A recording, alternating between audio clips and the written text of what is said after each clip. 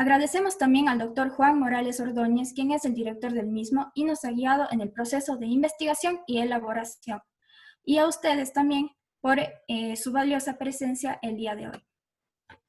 El tema de que hablaremos corresponde a uno de los trabajos de investigación que iban a ser presentados en el Congreso Internacional de Ética, Universidad y Sociedad, el cual se iba a llevar a cabo en octubre del presente año por motivos del bicentenario. Sin embargo, debido a la coyuntura y a las circunstancias, se ha presentado la imposibilidad de que se realice el evento, por lo que lo estamos presentando el día de hoy en este foro virtual. A continuación, mi compañera Lizeth Gavilanes les hablará sobre el primer tema del mismo y un poco de su esquema. Lizeth es estudiante de la carrera de Derecho de la Universidad de La SUAY y forma parte de los proyectos de investigación El estudio del derecho y la ética en el Ecuador, Realismo jurídico, una aproximación desde la ética al funcionamiento del sistema de justicia ecuatoriano, y forma parte del equipo de ética, programa Universidad de La SUAY. Lizeth, a continuación, nos hablará sobre el mismo. Buenas tardes. Voy a comenzar presentando el proyecto. Perdón, un momento. Ya. Voy a comenzar presentando lo que es el proyecto de investigación y seguido de eso daré inicio con las 3 primeras universidades de la colonia.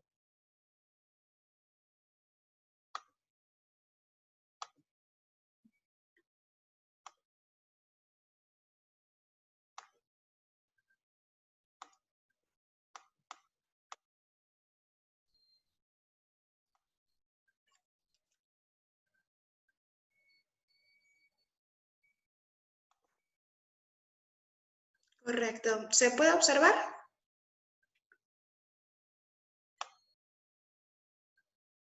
Sí se puede ver. Ya. El proyecto se titula El estudio del derecho y la ética en el Ecuador. El objetivo que tenemos por este proyecto es hacer un análisis histórico de las mallas curriculares y su relación con el estudio de la ética y su importancia en la carrera de Derecho, a través del estudio tanto de la historia y de 12 mallas curriculares de diferentes escuelas de Derecho en el Ecuador. Hay que dejar en claro que dichas mallas que se van a analizar son mallas actuales. La hipótesis del proyecto es la ética como estudio específico no ha tenido suficiente relevancia, encontrándose en ella en asignaturas tanto como Introducción al Derecho, Filosofía del Derecho y eventualmente Deontología jurídica profesional.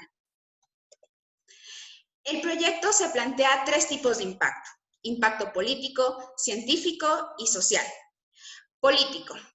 El derecho y la política son categorías culturales que no pueden comprenderse sin analizar su interdependencia. Desde esa afirmación, el proyecto va a tocar tanto aspectos éticos y jurídicos de la política. El impacto científico se busca analizar la importancia la importancia del estudio de la ética en las mallas curriculares de las escuelas de derecho. El impacto social es que buscamos demostrar e informar a la sociedad cómo se forman los profesionales en derecho y cómo funcionan las escuelas de derecho en las universidades del Ecuador.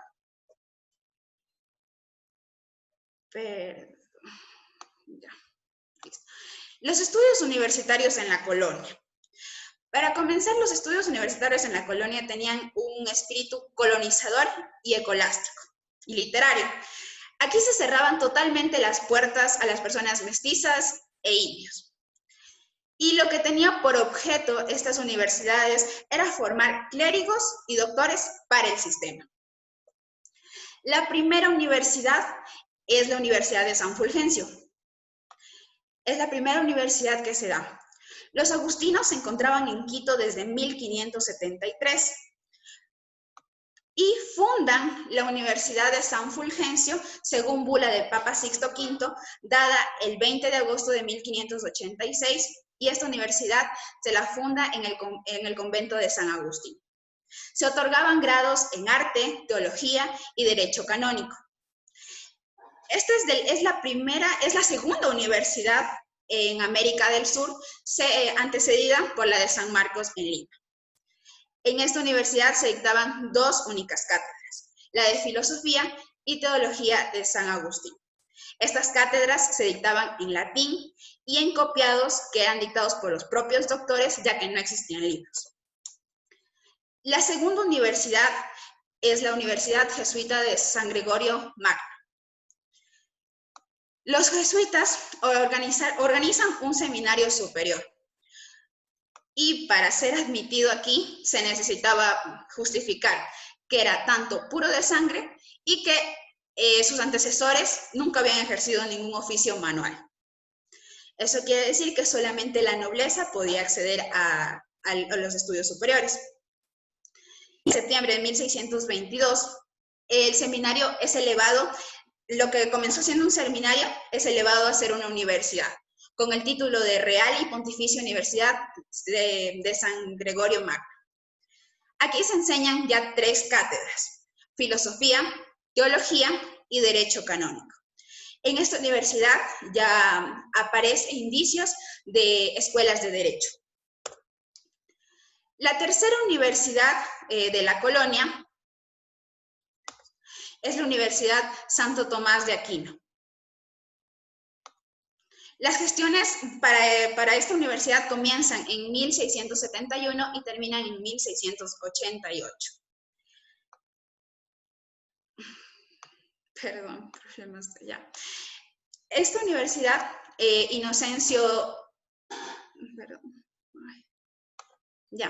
se da una breve fundación de esta universidad en el Colegio San Fernando, bajo la dirección de los religiosos de la Orden Santo Domingo de Quito.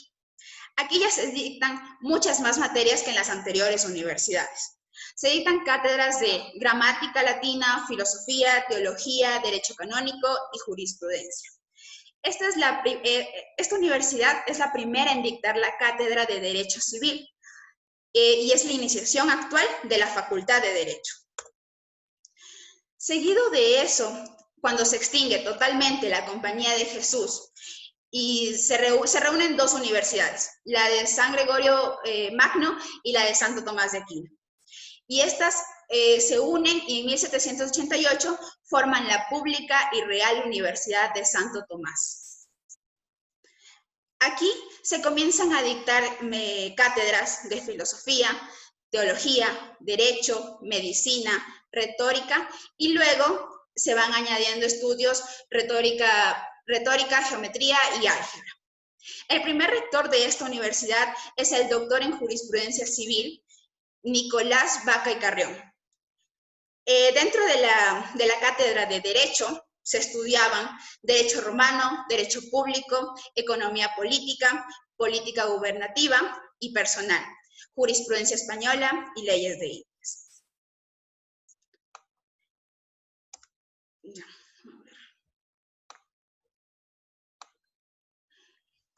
Esos son los indicios de los estudios universitarios. Los estudios universitarios en la época de la colonia. Fueron las 3 primeras universidades que se fundaron en nuestro territorio y la última que fue la Real y Pública Universidad de Santo Tomás de Aquino de Quito. ¿Alguna pregunta? La pueden enviar al chat, estaré al pendiente. Muchas gracias.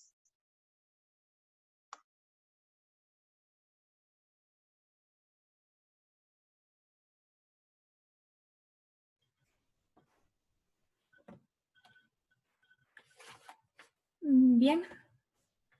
A continuación yo les voy a exponer la segunda parte del proyecto. Solo me tocará compartir pantalla.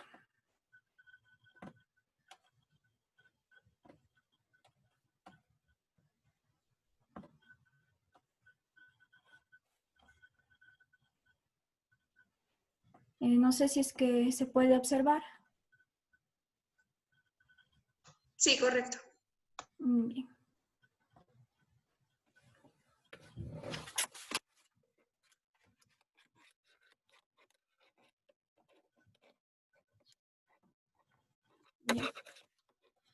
Bien, yo les voy a hablar acerca del estudio del derecho en el Ecuador durante los siglos XIX y XX.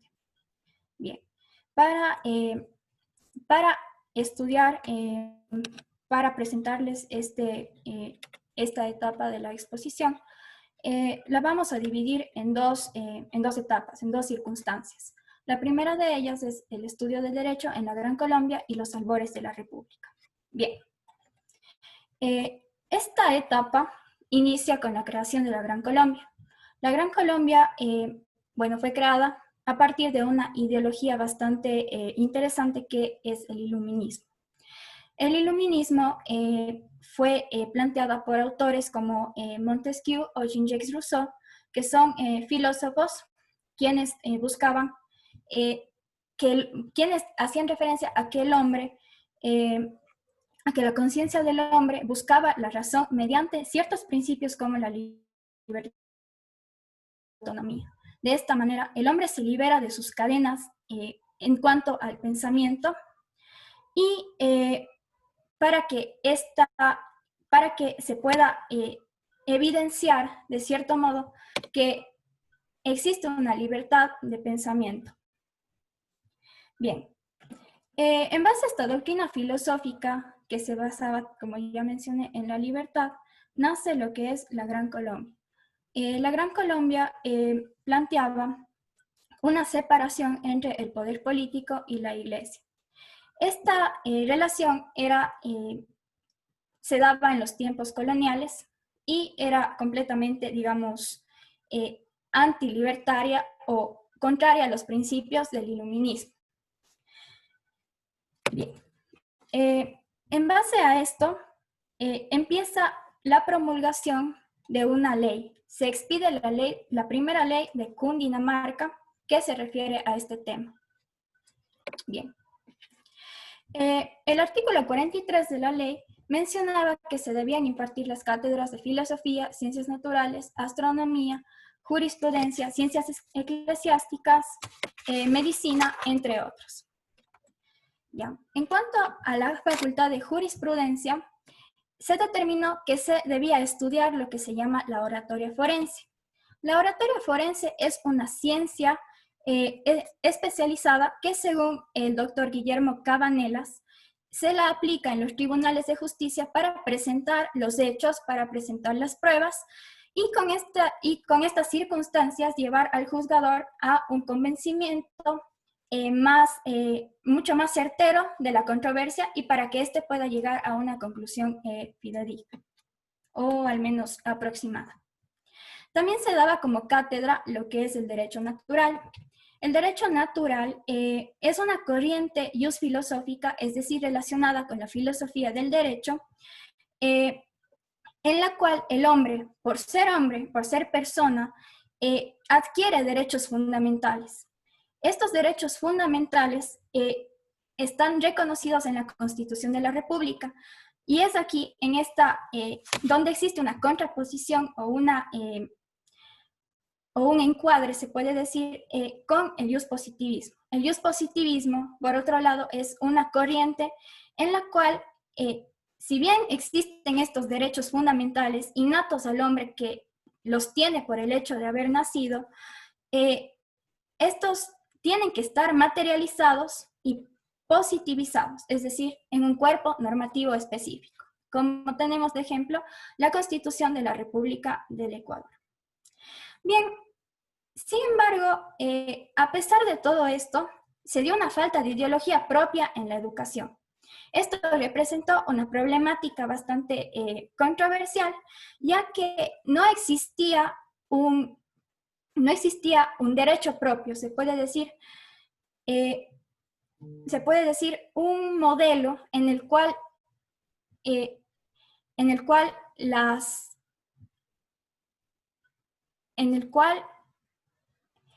se adecue a las necesidades colectivas y sociales. Bien, es necesario que el derecho, al ser un conjunto de normas, refiriéndome completamente superficialmente a lo que es el derecho, es un conjunto de normas que rigen un camino para que la sociedad pueda mantenerse, para que la sociedad pueda convivir. Entonces, es necesario que este conjunto de normas responda a una ideología o a un contexto específico, lo cual, si es que no existía en la educación una ideología propia, no se podría no se podría bajo ningún contexto, bajo ninguna circunstancia, hacer que el derecho se adecue a las necesidades y la realidad social. Bien, se da también la doctrina utilitarista, que fue planteada por el autor Jeremy Bentham, que hace referencia a que todo acto humano, norma o institución deben ser juzgados por la utilidad que tienen en un contexto determinado y según el placer o el sufrimiento que producen en las personas. Bien. Esto ya lo expuse. Ahora llega una segunda etapa de lo que es el estudio del derecho durante el siglo XIX. Ya, en esta etapa todavía existía un rezago de la colonia, un rezago colonial en los modelos educativos. Por este motivo, se buscó implementar un modelo francés de universidad. Este modelo francés hacía referencia a una reforma que lo único que buscaría es implementar las ciencias como la base del estudio. Sin embargo, esto generó una problemática también respecto a las élites, a que la educación se volvió elitista y que tenía toques religiosos. Además de que existía, problemas con la democracia, una gratuidad en teoría, no en la práctica, y algo fundamental que es la educación limitada para las mujeres. Cabe hacer un énfasis en este punto, ya que las mujeres y su lucha social han permitido que en la actualidad existe esa amplitud de oportunidades para que las mujeres y el género femenino como tal pueda ser incluido tanto en las universidades así como en el voto. Bien. En cuanto a la enseñanza de las universidades, podemos ver que posterior a la Universidad Central, que fue una de las primeras universidades, centros de estudios de tercer nivel, en el Ecuador, se funda la Universidad de Cuenca y la Universidad de Guayaquil en el año 1867 y 1861, enseñando como materias filosofía, medicina, jurisprudencia y matemáticas. Bien. Es aquí, digamos, se puede decir como que existe un hito en la creación de un estudio del derecho como tal, ya que se promulga la ley de enseñanza superior, la ley de educación superior, en la que se determinaba que el estudiante tenía la libertad de escoger su ritmo de aprendizaje, las cátedras que recibiría, cómo se titularía, y además era importante ya que los maestros contaban con libertad de cátedra. Esto quiere decir fuera de toda ideología. Se dan dos visiones de la universidad, dos criterios completamente contrapuestos. Hablamos de la universalidad de conocimientos, es decir, todas estas materias que son filosofía, literatura, ciencias, matemáticas, jurisprudencia, etcétera, estarían condensadas en una sola cátedra que englobe prácticamente todas las anteriores. Sin embargo, se vio también la necesidad de eliminar la cátedra de teología de toda la enseñanza universitaria, ya que se la consideró completamente innecesaria. Entonces, la universidad, según Gabriel García Moreno, que como se conoce formaba parte del grupo conservador, debería enfocarse en lo que es la religión, el cristianismo, el catolicismo. Sin embargo, como existieron todas estas contradicciones, esta ley de libertad de enseñanza se objetó algunas veces, pero como resultado se crea la Universidad Politécnica Nacional, que si bien suprime algunas cátedras como medicina y jurisprudencia, no estaban suprimidas del todo. Pero la que se suprimió por completo fue teología, ya queriendo, de cierto modo, eliminar esos rezagos anteriores. Bien, en cuanto a la candidatura de Ignacio Ventimilla, este buscó que se dé una amplitud mucho más grande a las universidades y que se amplíe la cantidad de materias y la variedad de asignaturas que se iban a impartir. Es por ello que existían asignaturas como filosofía, literatura, jurisprudencia, jurisprudencia desde un inicio, sin embargo con toques mucho más modernos, medicina, farmacia, ciencias matemáticas puras y aplicadas, ciencias físicas y naturales. Bien. Existió un defecto que es la pérdida de autonomía de la universidad. Esto provocó una crisis en las autoridades, ya que varios profesores fueron despedidos, varios estudiantes se rebelaron y esto fue un periodo de crisis dentro de la Universidad Ecuatoriana. Bien, en cuanto a la universidad en el siglo XX, podemos decir de que en esta etapa las universidades vuelven a tener autonomía. Y en 1918 se promulga la Ley de Educación Superior. Tenemos conocimiento que hasta 1930, Eloy Alfaro, quien era un liberal, dio inicio a esta etapa. Y se buscó que todo ese tinte religioso que existía en la educación se vaya por completo. Entonces, varios principios de la ideología liberal fueron implementados dentro de la educación superior. Y en la actualidad, la educación pues, es un derecho fundamental que está reconocido en la Carta Magna o la Constitución de la República. El Estado, mediante distintas políticas públicas, da lugar al derecho a la educación, garantiza el derecho a la educación y que todos los ciudadanos puedan acceder a ella, como lo podemos observar en la parte dogmática de la misma. Así nacen también nuevas corrientes constitucionales, como es el neoconstitucionalismo, que determina una fuerte impronta de derechos en las constituciones. Y nuestra constitución actual es una de ellas. Ahora bien, les voy a presentar diferentes mallas curriculares de universidades ecuatorianas. No voy a ampliar mucho por cuestiones de tiempo. Bien, estas mallas curriculares nos van a permitir analizar cómo es el estudio de la ética dependiendo de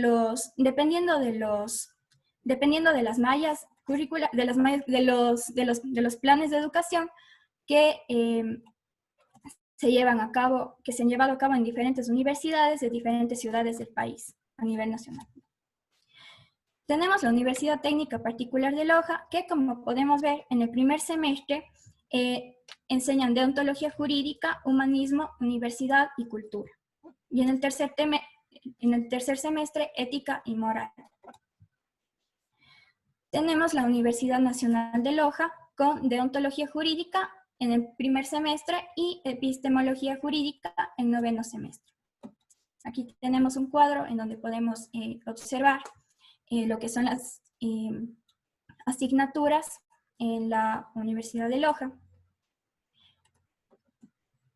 En la Universidad, pues, Espíritu Santo, solamente enseñan ética en el primer semestre de la universidad. En la Universidad de Guayaquil no se dan estudios de ética de acuerdo a la malla curricular que se pudo encontrar. Y como conclusión, el estudio de la ética en el Ecuador ha sido precario desde un inicio.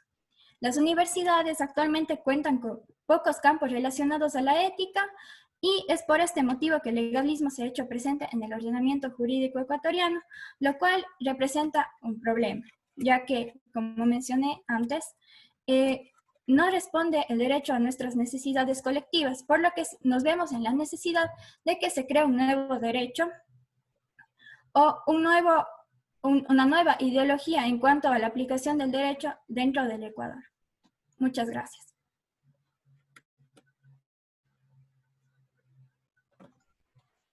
Bueno, si hay alguna pregunta, la pueden enviar al chat o alzar la mano para poder activar el micrófono. Además, hay que dejar en claro que este proyecto de investigación se encuentra dentro del programa de ética de la Universidad de la SUAY, en el cual es el director el doctor Juan Morales Ordóñez, y el proyecto igualmente se encuentra dirigido por el doctor Juan Morales Ordóñez. ¿Alguna pregunta?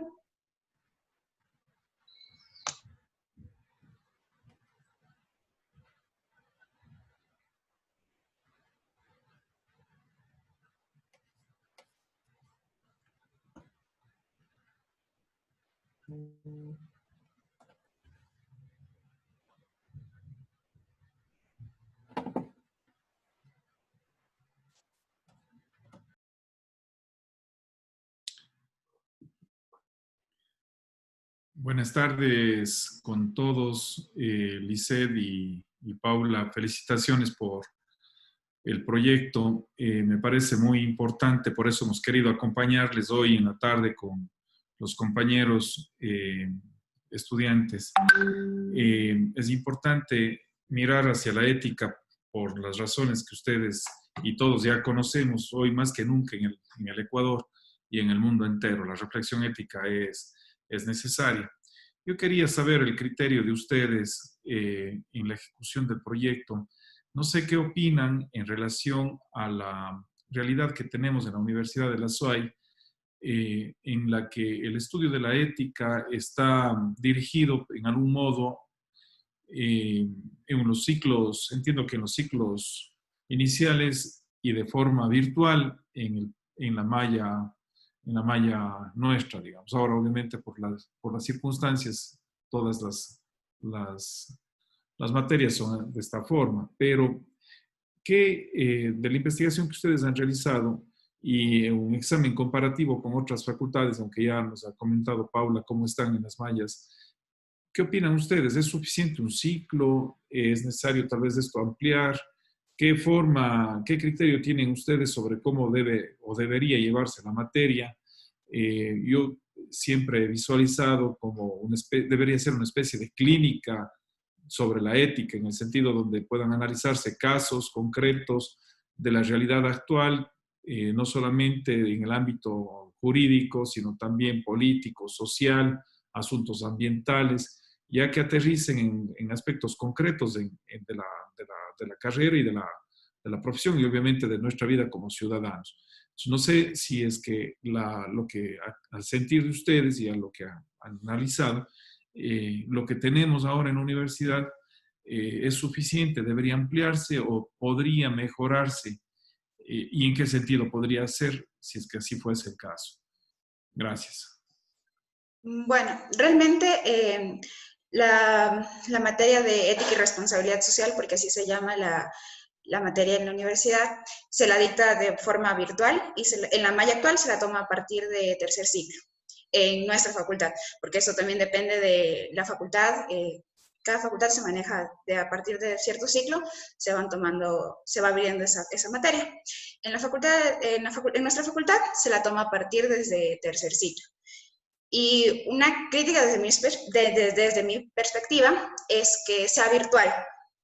La virtualidad nos deja bastantes vacíos, ya que en mi honestidad, desde mi punto de vista, desde estudiante, puedo considerar que cualquier tarea desde la virtualidad nos las colocan, uno la responde, pero no existe esa interacción entre el profesor y el estudiante.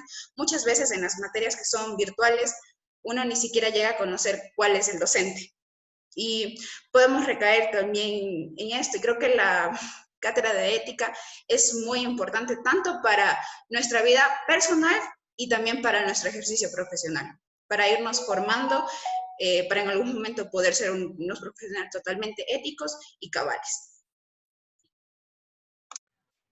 Bien, yo creo que el estudio de la ética dentro, no solo de la Facultad de Derecho, sino de todas las carreras es fundamental, ya que, bueno, como mencioné en mi exposición, es necesario que nosotros mismos creemos un concepto de derecho. Por este motivo, opino que las cátedras de ética deben incluirse dentro de las asignaturas, no no en el sentido de que se enseñe ética y la asignatura, sino que la asignatura vaya enfocada hacia criterios éticos. Creo que es creo que es algo completamente fundamental dentro de la educación, incluso de la educación primaria, educación secundaria y educación superior. Eso sería mi respuesta. Bien, yo quiero agradecer al programa de ética de la Universidad de la SUAY, quienes nos han permitido, tanto a Lisset, a mí y a varios ponentes de reuniones anteriores, presentar nuestros proyectos de investigación. De manera especial al doctor Juan Morales Ordóñez, muchas gracias a ustedes también por su presencia y por su apoyo.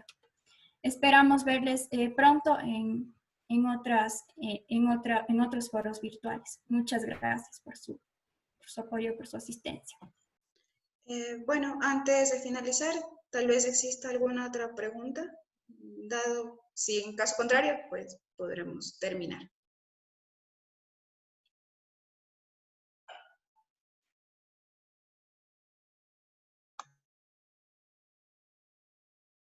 Yo quería, después de saludarles a todos y felicitarles a las dos expositoras, hacer conocer al grupo que el próximo 9 de julio, que es un jueves a las 5 de la tarde, estará en diálogos del programa de ética el doctor Francisco Huerta Montalvo, que va a disertar individualmente sobre el tema de ética y política. Entonces, están cordialmente invitados.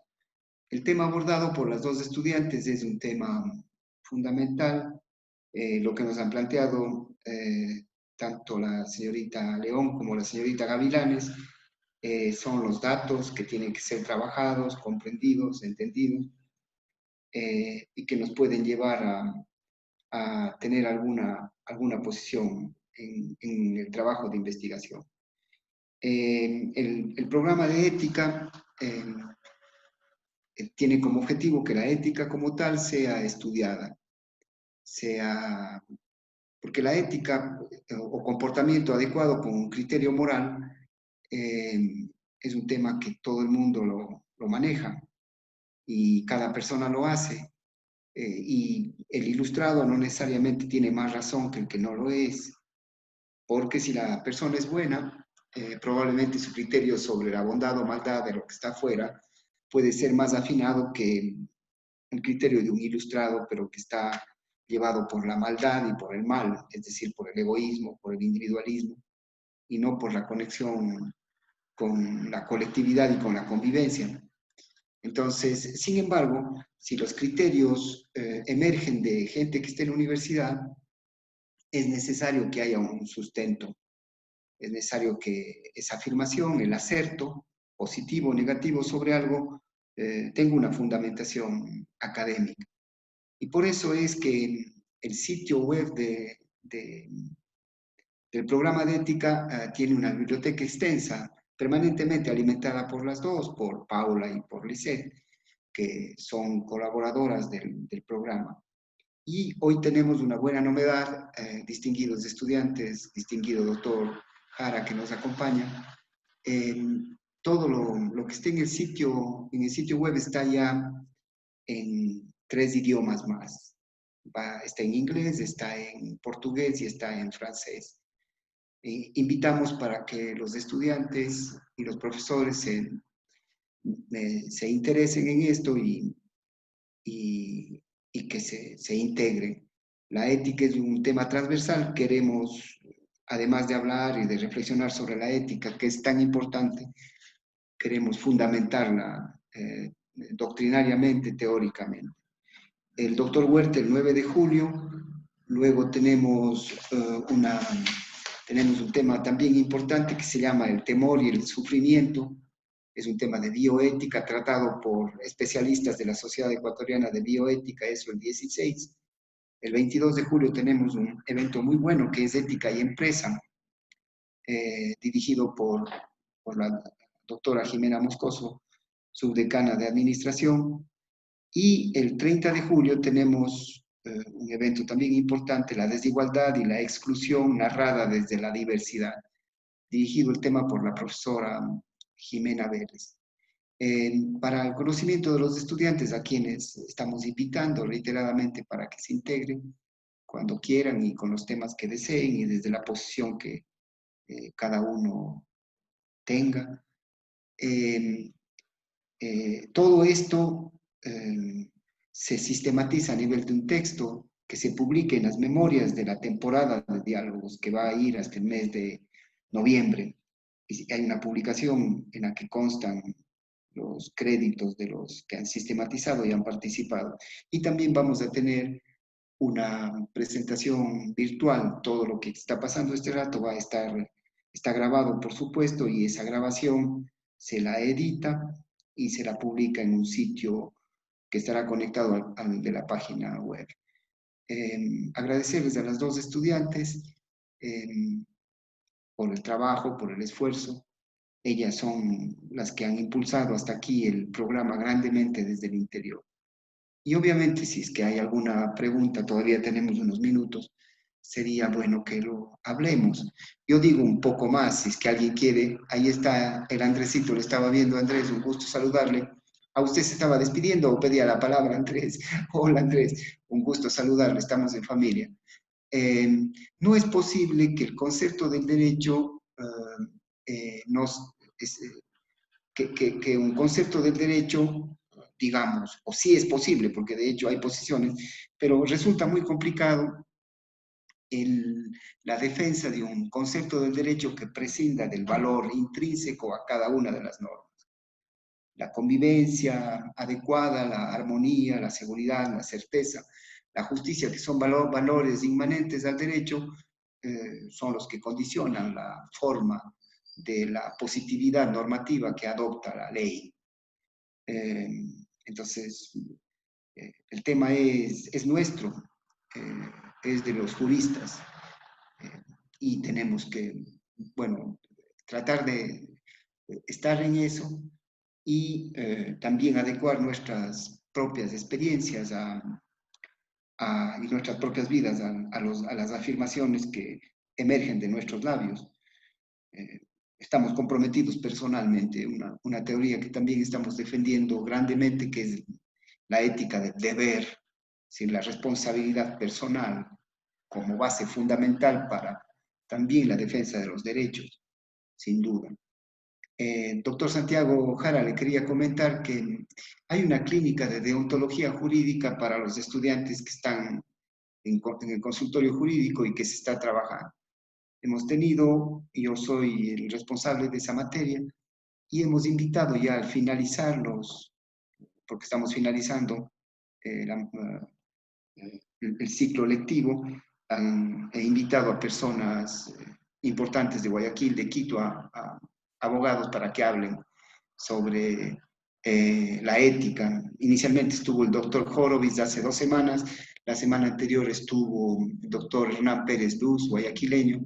La próxima semana va a estar el doctor Hugo Darquea con nosotros, un digno representante cuencano, hablándonos de lo que representa ser abogado y la ética de todo eso, ¿no? Eso, Lisset y Paula, yo dejo de hablar y naturalmente agradecerles a ustedes dos, al doctor Santiago que apoya con su curso, asistiendo a esto, escuchándoles a las compañeras. Gracias. Bueno, hay una pregunta en el chat, la voy a leer. Nos dice, sin duda, estamos en una carrera humanista que debe estar fundamentada en valores, pero no nos podemos quedar en el concepto rígido del derecho, puesto que esto evoluciona desde un punto de vista ético. ¿Qué opinan del matrimonio igualitario? Paula. Bien.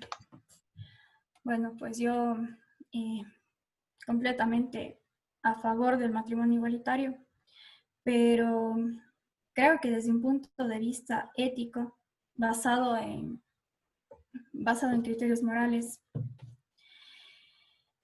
todas las personas, al menos en nuestra sociedad, tenemos como que una especie de índole conservadora todavía. Nos cuesta aceptar las diferencias. Creo que respecto a la ética, lo único que puedo decir es que esas diferencias se deben aceptar y se deben respetar, aunque no se las comparta. Ese es mi criterio acerca del matrimonio igualitario. No tengo mucho que decir al respecto realmente. Me mantengo.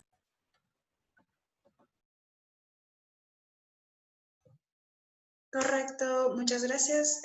¿Alguna otra pregunta más?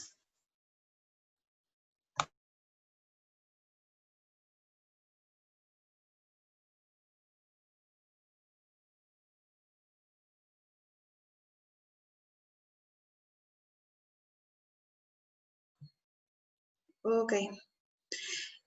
Hay otra pregunta. ¿Cuál consideran que es el papel que debe jugar la ética en el ejercicio de nuestra carrera? ¿Y cuál es el que verdaderamente juega?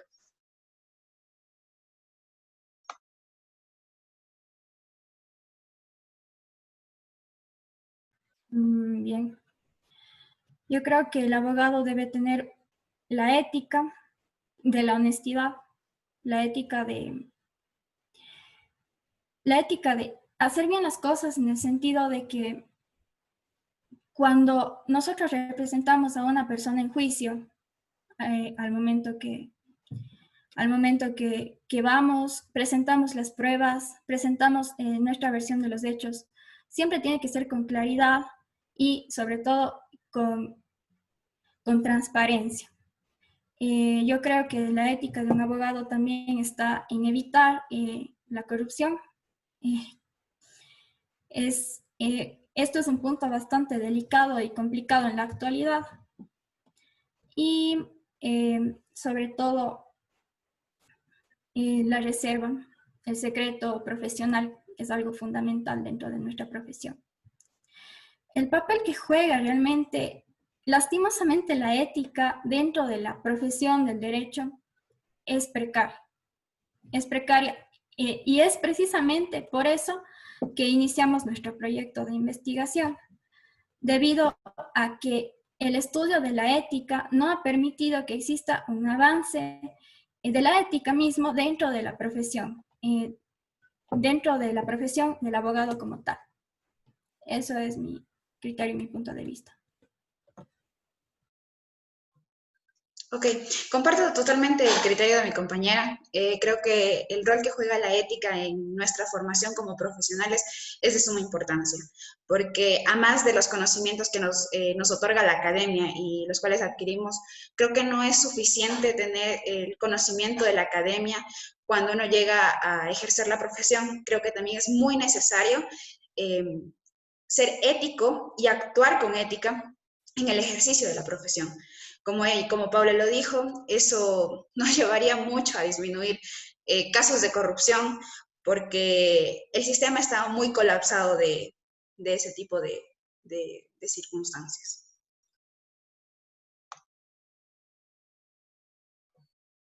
Hay otra pregunta. ¿Creen que la ética es una herramienta eficiente en la lucha contra la corrupción? Bueno, creo que esa pregunta se respondió tanto por medio de Paula, igual que de mi parte. Hay otra pregunta. ¿Qué opinan sobre la relativización de la justicia? Puesto nuestra idea occidental de justicia castigadora nos ha perjudicado. ¿Qué opinas también sobre la justicia indígena y sus valores? Bien. Como mencioné, el derecho se adecua a un contexto social específico y la justicia también, al ser un término polisémico, es decir, abierto a varias circunstancias, abierto a varias interpretaciones, considero que la relativización de la justicia es correcta siempre y cuando se la aplique en un campo determinado. Por ejemplo, la justicia indígena, precisamente también estoy en un proyecto al respecto. La justicia indígena se la aplica en una circunscripción, en un territorio específico. Entonces, en base a ese territorio, en base a ese criterio de justicia, en base a esa percepción que tienen las personas de lo que es la vida, de lo que es hacer justicia como tal, considero que sí se debería, bueno, considero que es correcto que se apliquen estas, bueno, que se reconozca la Constitución dentro de, a la justicia indígena dentro de la Constitución. Correcto. Hay una pregunta más. El derecho y la abogacía en sí tienen la fama de ser corrupta. ¿Consideran ustedes que el estudio de la ética de manera más amplia y en niveles más dentro de la misma carrera puede influir para cambiar esta concepción? Bueno, como ya lo habíamos dicho, el estudio de la ética es fundamental, considero yo principalmente en nuestra carrera. Es muy importante que, en mi perspectiva, que se comience a dar desde los primeros ciclos hasta el final y que se vaya incluyendo la ética no tanto como una materia en específico que se va y se estudia, nada más, y que muchos estudiamos para pasarla, sino que ese estudio de la ética se vaya incluyendo en cada una de las materias que recibimos a diario, para que así eso vaya siendo parte para que eso vaya siendo parte de nuestra formación, que no solo se limite a la repetición y al estudio de leyes y a la doctrina, sino también que la ética se vaya incluyendo en cada una de las materias y que la ética sea parte diaria de nuestro aprendizaje.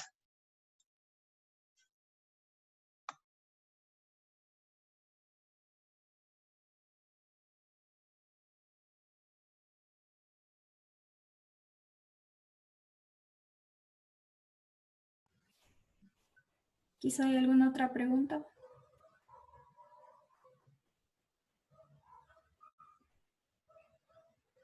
Hay una pregunta más. La ética es un concepto abstracto de acuerdo a la percepción personal de cada persona.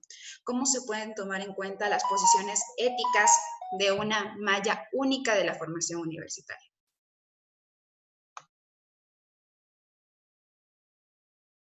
Bien, una cosa es ética, otra cosa es moral.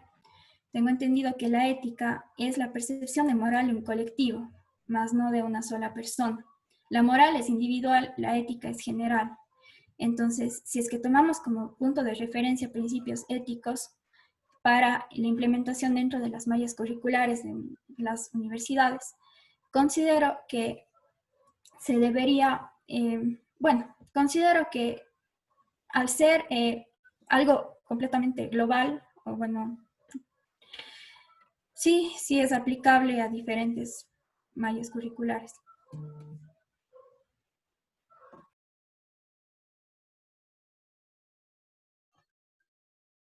Bueno, me gustaría mucho agradecer igualmente al programa de ética por la apertura que nos ha dado como estudiantes. Me siento muy honrada de poder ser parte del equipo y poder colaborar. Y principalmente mis agradecimientos son al doctor Juan. Y además que el programa de ética igual está abierto para los estudiantes, para que puedan presentar sus proyectos y sus ideas, pero eso sí, siempre, como ya lo dijo el doctor, fundamentada en conocimiento. Y nada, me gustaría, como lo dije, agradezco mucho el programa. Dado que no hay otra pregunta más, les agradezco por haber asistido. Muchas gracias.